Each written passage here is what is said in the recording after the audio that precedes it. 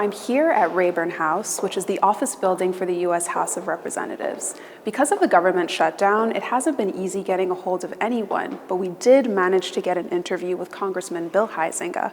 Let's see what he has to say about these allegations of a Christian genocide in Nigeria. I'm glad that we're able to do this. This is something that's been very, very important, and as I've been saying to some of my colleagues, we were too late on Rwanda. We were too late on South Sudan and a number of other atrocities that have happened in Africa and other places around the world. So let's not be too late again on this one. What I'm concerned about in particular is you look at the Fulani and the radicalized Islamists, how they are attacking both moderate Muslims as well as the Christians. And I think it's hard to deny when you see 200 Christians slaughtered on Christmas Eve a few years ago.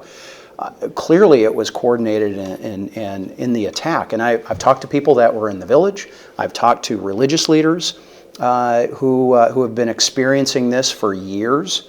They feel targeted and know that when their homes are being entered or they're being attacked in the middle of the night, this is not just some sort of, people are in conflict. They feel very much targeted.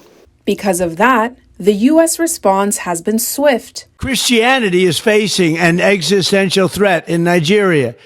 President Trump threatening to potentially go into the country, guns blazing, to wipe out Islamic terrorists. I too was surprised by the comments that they came out, that the president came out that forcefully. I suspect that is not a high priority of having actual military intervention specifically in Nigeria, but I think he does want to make sure that from his view, the genocide that is happening specifically against Christians, but also others in Nigeria, needs to stop.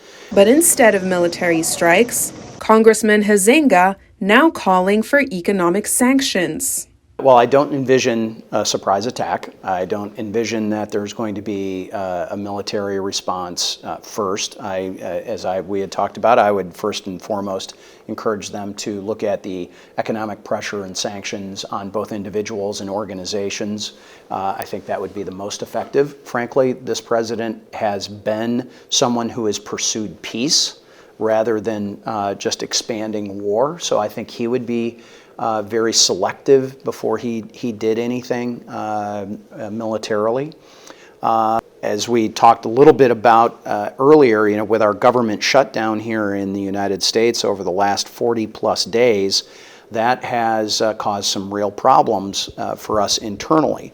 And we are having to deal with that. So first and foremost, our attention is going to be on reopening our government, trying to get it back and functioning at maximum level. That doesn't mean we stop talking about or thinking about or acting on all of these other issues, but there will probably be more of an emphasis on our government operations initially here for the next couple of weeks. Then with our appropriations bills and the things that are going on, I mean, one of the ramifications is we aren't able to have committee hearings right now. So that's one of the ways that we help try to raise the attention on these particular issues. So we need to get back to having the government open so we can start having those hearings again, and those kinds of things. Sanctions really cut off the flow of money, cut off the flow of travel. We don't know who exactly is financing much of these operations from the Fulani or Boko Haram in the past. And what I do know is, though, if we put economic pressure on them and the inability to move money around, that will have an impact, I think a positive impact. So I want to get serious about it because, again, I'm not convinced that the Nigerian government has taken the situation seriously. Huizenga saying he thinks the Nigerian government needs to do more. They need to demonstrate what are they doing to protect not just Christians, but certainly Christians, and what are they doing and proposing to lower that violence threshold. And earlier you were asking, Have I been satisfied with their response? No, because I think their response has been, no, there's really not a problem. Well, I think there is a problem. And I'd like for them to demonstrate either very clearly why they think there is no problem, which, again, as I had said in the meeting with the foreign minister, that I don't think that was adequately addressed at all, and more satisfactorily, what is their plan to deal with the violence in Nigeria, and both against Christians, but I think in general, much of the other, many of the other situations that are violent. And we talked earlier a little bit about the importance of Nigeria in not just West Africa, but the whole African continent, and the economic success and potential that is there.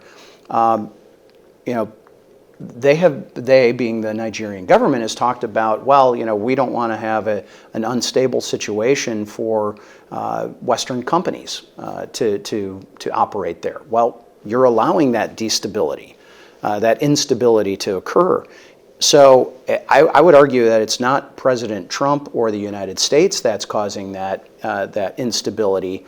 I would argue that when you can't guarantee the safety of your workers and your employees or your products, and whether it's in energy or mining or in a number of other things, you've got a problem. And obviously, Nigeria is a beneficiary from various forms of aid internationally, but they also are a beneficiary of businesses that are coming in. And I think it's in Nigeria's best interest to make sure that whether it's the Fulanis or others that are really the root cause of this, that it's addressed. I had a very frank conversation with the foreign minister back in May. Did not get satisfactory answers, and so we're paying attention and we're trying to put some pressure. If you are asking me, am I satisfied with the Nigerian government's response to both questions in committee or questions that we've had in private conversations, my answer has been no. Had I thought that they had adequate responses, we would not be having this resolution. We would not be having this legislation. And to me, my frustration is it doesn't feel like the Nigerian government has been taking this serious. Anieze Osakwe, Arise News, Washington, D.C.